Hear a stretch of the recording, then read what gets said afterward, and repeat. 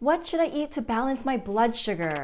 If you are looking for foods to help with insulin resistance or diabetes of any kind, or if you're just looking to lead a healthier lifestyle, look no further than the almighty egg. In my experience, eggs are absolutely one of the best foods for good blood sugar.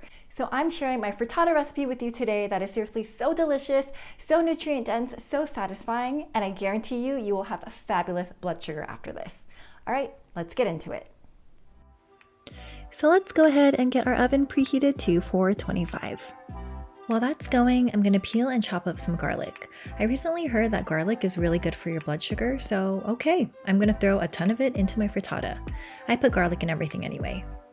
Wow, my shirt is wrinkled. Hashtag mom life, hashtag I come last, sad face.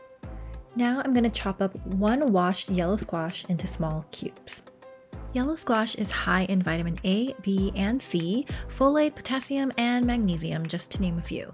It's also pretty low in carbs and supposedly contains a mineral called manganese that helps the body metabolize carbohydrates.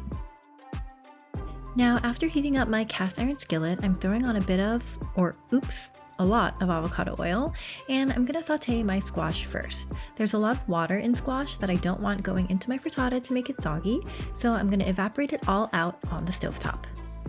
While that's going, I'm gonna chop up about 6 ounces of broccoli.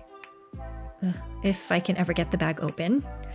Now, you can use any combo of veggies here. My ratio goal is about 2 to 3 cups of cooked vegetables to the 8 eggs that I'm gonna use. Now I threw the broccoli in with the squash. You want your veggies to be nice and soft. Then in go some tomatoes.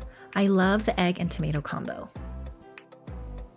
Now for the protein. There's just something about bacon and eggs, so that'll be my protein of choice for this frittata.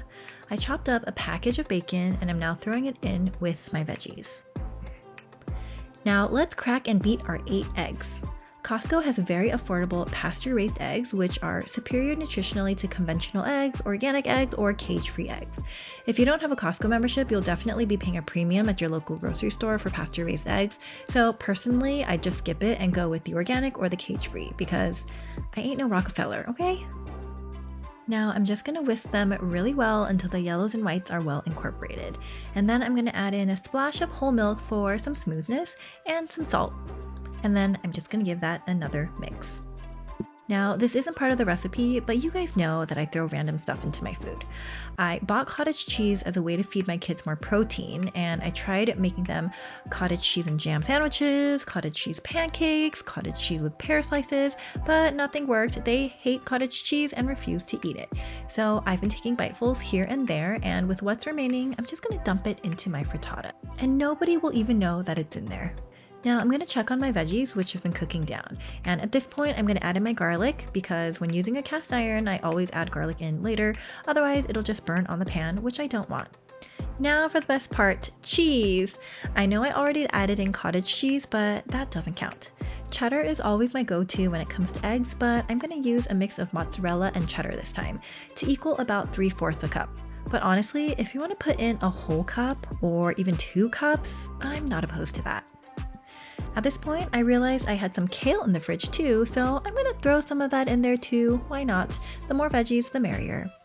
Oh man, look how delicious and vibrant the veggies look. I am so excited that all of this goodness is gonna go into my kids' bodies. And now that the vegetables are done, I'm gonna throw my eggs in.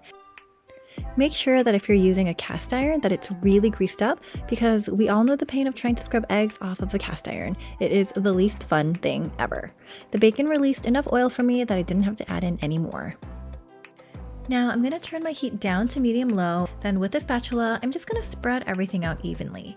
And I'm just gonna let the eggs cook until the outside starts to turn white and firm up a little bit. And once that happens, I'm gonna throw the skillet into my oven and let it cook for about 20 minutes or so, or until the eggs look firm but are still a little bit soft and jiggly in the middle. And there's the final product, a protein and veggie-packed breakfast, brunch, lunch, or even dinner idea for the whole family that is low in carb. So there you have it, my healthy and blood sugar friendly frittata recipe. Serve this up with a side of fruit or maybe some pancakes for the kiddos, and it'll be such a delicious and well-balanced meal that'll be great for everybody's blood sugar. Now, I don't like to toot my own horn, but seriously, as I was eating this, I was like, oh, so good. So I hope that you can give this recipe a try so you can make those yummy noises too. If you like this video, please go ahead and hit that subscribe button so you don't miss upcoming content. And stick around as I continue my blood sugar test experiment series, where I'll be testing out different foods to discover what is good for lowering blood sugar and lowering A1C. All right, thanks so much for joining me, and I will see you guys all in my next video. Bye!